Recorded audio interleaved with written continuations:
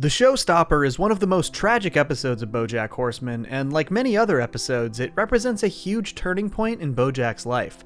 As BoJack's vices tighten their grip, his life starts to bleed into the fictional life of his TV counterpart Philbert, and vice versa. As his guilt overwhelms him, his paranoia worsens, and like so many other times in his life, he drives away the people closest to him. But the episode is brilliantly constructed, a fever dream that blends aspects of his life, his TV show, and his history into one incredible show-stopping performance. In a lot of ways, the Showstopper is a culmination of all of the mistakes that BoJack has ever made, and how the weight of that guilty conscience violently crashes down on top of him and the people around him. Samey, you might say. One of the most brilliant aspects of the Showstopper is the way BoJack's story parallels what's happening in the corresponding episode of Philbert. Obviously, one of the major aspects of all of Season 5 is the way BoJack's real life begins to blend with that of his character. The set of the show is identical to his house, and he's even dating the actress who's playing his girlfriend in the show. So as the episode continues, they begin to play with which reality BoJack is living in. Sometimes he believes he's on set when he's actually at home. I really think we should get to set. Aren't we on set? Sometimes he thinks he's at home when he's really on set. What time is it? I gotta get to set. We are on set. And this is all obviously exacerbated by his drug abuse, which creates an incredibly engaging structure to the story.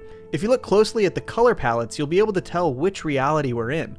When the colors are more muted, BoJack thinks he's in Philbert's world. When they're more vibrant, it's back to BoJack. The episode even begins with the title sequence for Philbert rather than the traditional BoJack opening, and quickly lays out the mystery of the show. They're searching for Philbert's former partner Fritz, who has seemingly returned from the dead and is now strangling people to death. Fritz, but you're dead! At the same time, BoJack receives a blackmail note, and he scrambles to figure out who it could be that it's trying to take him down. Who sent this? What do they know? Do they know things?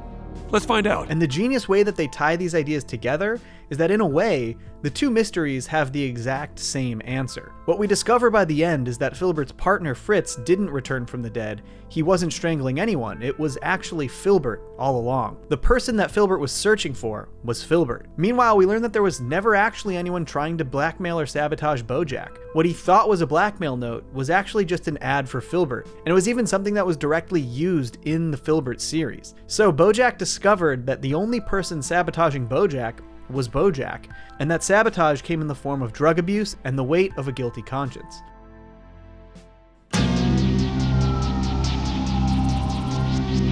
The reason BoJack was so easily able to convince himself that somebody was trying to blackmail him is that he's left so many people hurt in his wake. The weight of the guilt he feels for hurting so many people over the years makes it easy for his drug-addled mind to think that these mistakes are coming back to haunt him. This whole show is designed to reveal my secrets and destroy me. He even creates a handy corkboard filled with the people he's hurt. The first person he thinks of is Diane, likely because their falling out was the most recent. This drives him to go to Diane's and accost her about the note. His guilt even pushes him to call Charlotte, even though this was the last thing she said to him. And if you ever try to contact me or my family again, I will f***ing kill you. This leads to a pretty awkward conversation with her husband Kyle, who's fortunately pretty oblivious. The corkboard includes people like Abe the Catfish, whose relationship with BoJack has been rocky ever since BoJack insulted his work on the Secretariat movie. There's Bradley Hitler Smith, who plays Ethan on Horsin' Around, and BoJack is likely guilty about running out on his Ethan Around spinoff back in Season 3. There's Tom Jumbo Grumbo, who has always been pretty critical of BoJack on his news program. Lenny Turtletop, who has generally just had some friction with BoJack over the course of their working relationship. And, of course, Kelsey Jennings, who he got fired from Secretariat in Season 2, and also helped sink a passion project of hers that he was supposed to work on. Why did I get my hopes up? Why do I keep letting you get my hopes up? As his paranoia worsens, he adds more and more people to the list. People who are actually close to him. Flip McVicker, Princess Carolyn, Mr. Peanut Butter, and even Diane again. The weight of this guilty conscience comes back in full force later in the episode. Huh? Life is a never-ending show. As BoJack fully succumbs to his hallucinations, he imagines an enormous musical number, the titular Showstopper. The musical number is performed by Gina, a reference to her dreams of being in a Broadway musical that came into play earlier in the season. The song she sings is called Don't Stop Dancin', and this has a deep connection to BoJack and his insecurities. Nobody gives a damn what you feel. You've got an audience out there, and they want to hear you sing. This attitude was what shaped BoJack's entire life, and the lyrics of the song reflect that. Life is a never-ending show, my friend, a twisting, turning, ever-bending show. The audience is everyone you know, my friend. Leave them with a smile when you go. And as expected, this sequence is filled with actors playing everyone BoJack has ever heard over the years. Hollyhock, Herb, Diane, Sarah Lynn, Kelsey, Princess Carolyn, Charlotte, Wanda, Todd. Everyone is there. Also worth noting that every single character who's dropped an F-bomb in this show is in this sequence. The following imagery directly connects to many of those mistakes and regrets BoJack has. The inside of the planetarium where Sarah Lynn died. The outside of the planetarium where Herb told them they were going to be making Horsing Around together. BoJack's house where, well, lots of things have happened. The escape from LA, the boat that BoJack bought in the episode of the same name. The Horsing Around house itself, the D from the Hollywood sign that BoJack stole in season 1 while pining after Diane, and the Dick Cavett show set, where Secretariat gave BoJack that advice that he never let go of. Next we see a few standing props that showcase more of BoJack's lowest moments. Throwing his mother's baby doll over the balcony in front of Hollyhock, nearly sleeping with Penny in New Mexico, and the fallout with Charlotte afterwards. When BoJack got Sharona fired from Horsing Around, which we learn more about in season 6, and the lugging of the Hollywood D back in season 1. After this, BoJack stands in the doorway of the old Sugarman place from the season 4 episode of the same name. The prop house quickly falls down, obviously in reference to the fact that BoJack himself had the house torn down in that episode, which seems to be something that he might feel guilty about. We also see a ton of Philbert merchandise in the next segment, which reflects a scene we saw earlier with Todd, who sold a ton of ill-fitting advertising opportunities to pharmaceutical companies. But this itself, of course, reflects a larger issue with fame and success, and the ways it can compromise your personal integrity. Why not sell your sadness as a brand? This clearly weighs down on BoJack. The next sequence features an actress playing Beatrice, who's tap dancing around BoJack before dancing backwards into a casket. There are a few really interesting details here. We know from Free Churro that Beatrice used to dance for her guests at parties, and that made a big impression on BoJack. I was always aware that this moment of grace, it meant something. This would of course come back into play in season 6's The View from Halfway Down. We also see that Beatrice is wearing the same outfit that she used to wear at those very parties, as seen in Downer Ending. The very same outfit that she wore when she hammered the Don't Stop Dancing mantra into BoJack's young mind. In fact, this entire sequence represents that directly. Beatrice literally dances into her grave. Don't stop dancing till the curtain falls. The musical number continues with Gina and a line of dancing popsicles, which is a reference to the popsicle mystery that BoJack doesn't seem to understand. We later learn that this is all because Flip stole a joke from a popsicle stick and used it in Philbert. This is less about that actual mystery and more about how BoJack's paranoid mind is morphing his suspicions.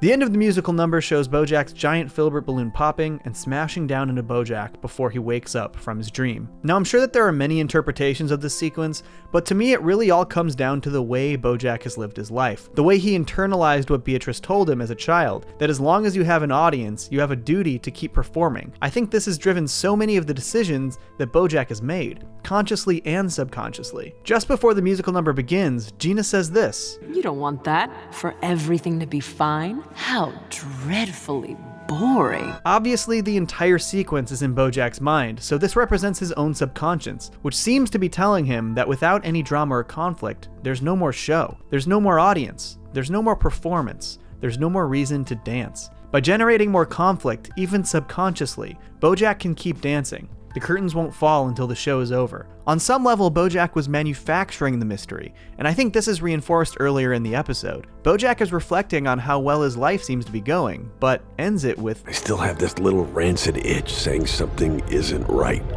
It's like there's always something lurking, just beyond the horizon. Even when things are going well, BoJack's mind continues to prepare for the worst case scenario, because without it, the curtain falls.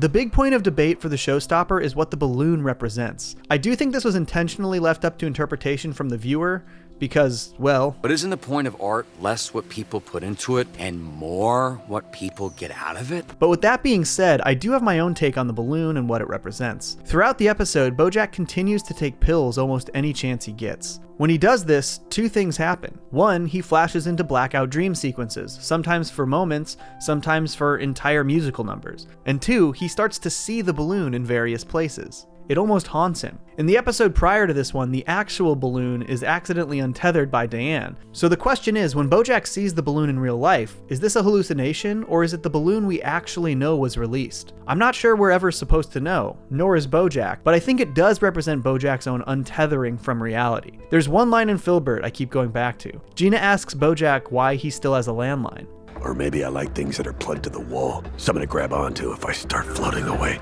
That was my wife's landline. I think this is worded very interestingly, if he starts floating away. This landline for Philbert represents him holding on to someone he loves and cares about. And I think that this was also what was keeping BoJack from fully floating away metaphorically. Over the course of the episode, BoJack has intense paranoia about even those closest to him. In BoJack's mind, his friends were being pushed further and further away thanks to his own suspicions, and he's then fully confronted by this in the musical dream sequence. By the end, BoJack's only remaining tether is Gina, but then she discovers his drug problem, and his anger pushes her away too, leaving him alone once again.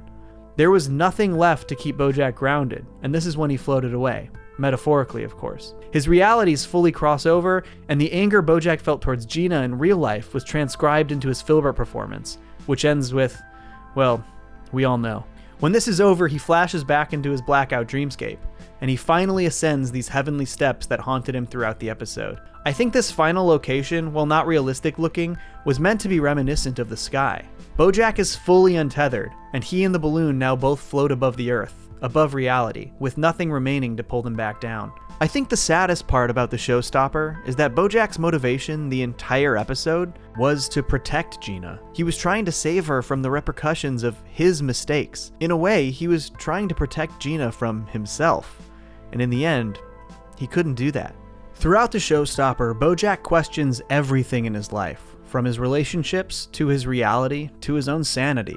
The weight of his guilty conscience weighed down on him, leading to abuse and paranoia. But fortunately for BoJack, not everyone he pushed away had given up on him. I think it's fitting that the person who untethered his balloon in the first place was also the one to pull him back down to earth and give him the help he needs.